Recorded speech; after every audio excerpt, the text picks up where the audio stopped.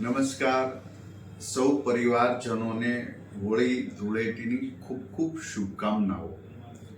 જીવનની અંદર નવા રંગો પૂરીને આવા તહેવારો ઉજવાતા હોય ત્યારે આપણે આ તહેવારોની અંદર આપણી વૈદિક પ્રણાલિકા જે પરંપરા છે એને આવો સૌ સાથે મળીને જીવંત રાખીએ। આ હોળી દહન ગૌશાળા દ્વારા ગોબરની સ્ટીક બનાવવામાં આવે છે, જે વૈદિક રીતે યજ્ઞમાં પણ ગાયના ગોબરનું છાણા જે ખૂબ પવિત્ર મનાય છે।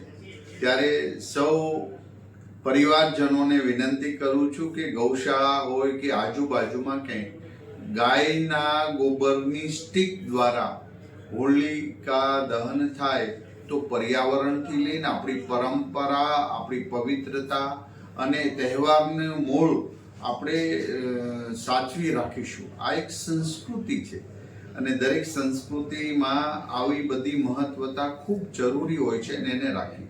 બીજી વાત એ કરવા માંગુ છું કે કેમિકલ યુક્ત કલરો કોઈ પણ વાપરે નહીં, માત્ર સ્વચ્છ પાણી અથવા તો સાદા કલરો અથવા તો નેચરલ કલરોનો ઉપયોગ થાય, જેથી કરીને દર વર્ષે અનેક એવા કેસો આવે છે જે આંખમાં કેમિકલ પડે, સ્કિન પર કેમિકલની અસર થતી હોય છે।